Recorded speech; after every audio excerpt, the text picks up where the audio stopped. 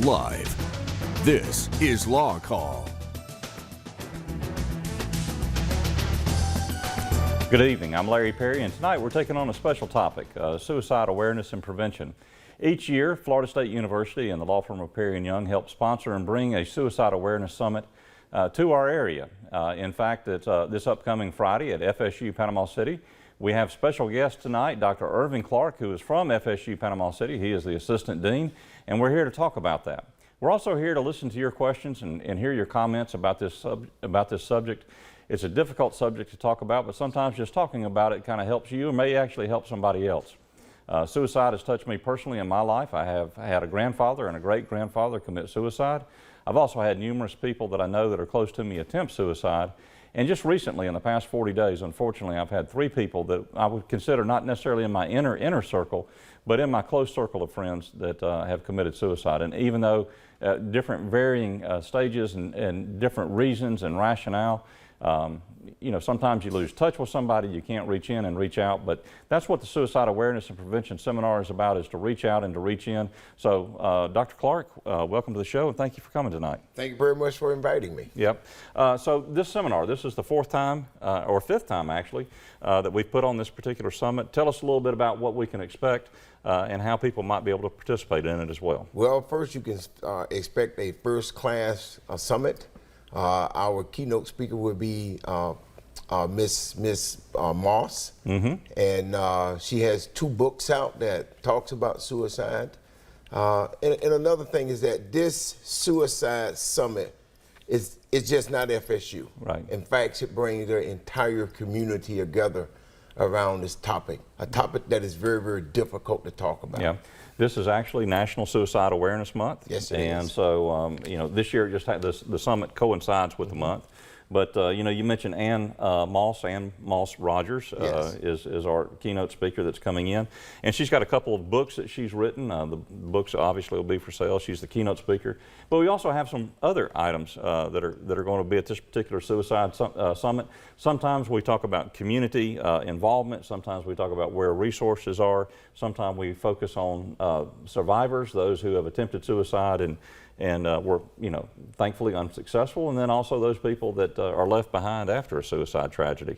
So this year, though, we're bringing in a special canine unit as well, right? Are. Yes. So tell us a little bit about that and what these dogs do. Well, I mean, as you can imagine, I have 2 dogs, and I know that you own a dog. And oh, Handsome Hank. Oh, yes. yeah, Handsome Hank. And, you know, my dogs, Winston and Beverly, are very, very close. But imagine a emotional support animal that's been specifically trained for those purposes. And so it is new for our summit, and we're looking forward to it. Well, we've got off-the-leash training. We've got Monica Green, who is actually one of Handsome Hank's trainers. For those of you who don't know, I've got a German Shepherd. You can follow him on Facebook, not Instagram. It's Handsome Hank, and we get pictures of him doing various things. But he's in the middle of his intermediate training, and then after his intermediate training, we have to wait a while, make sure he passes that test again, and then we can bring him back to be an emotional support dog as well. We have trained him to go into different places. He actually went to the old Health South in Compass not long ago. And went in and saw a couple of people that we knew there, and you know, he was good. He obeyed all the commands, did everything he was supposed to do, and then when people came up to him, it was good and comforting to do. But Monica is actually training some dogs right now, and she's bringing those dogs to the summit. And then you know, you've got other things that transpire. Now, for those of you who may or may not know, counselors need continuing education credits. Correct. And so, Dr. Clark, tell us a little bit about the continuing education credits, and do they cost anything? No. Okay. These continuing education units are absolutely free, and we're very, very thankful to our partners, Lee Bailey and all the great folks over at Gulf Coast State College for making those continuing education units available. And that's a part of the growth of this summit. Right. I have seen it evolve. You know, we got over all of the face-to-face slots are full.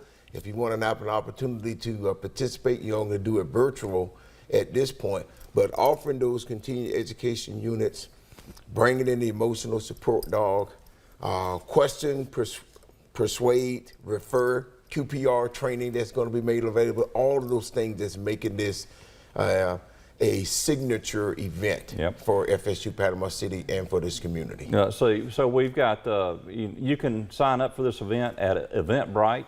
There it is. It's Friday, September 29th, this upcoming Friday at the Holly Academic Center. For tickets, you go to www, that's the World Wide Web,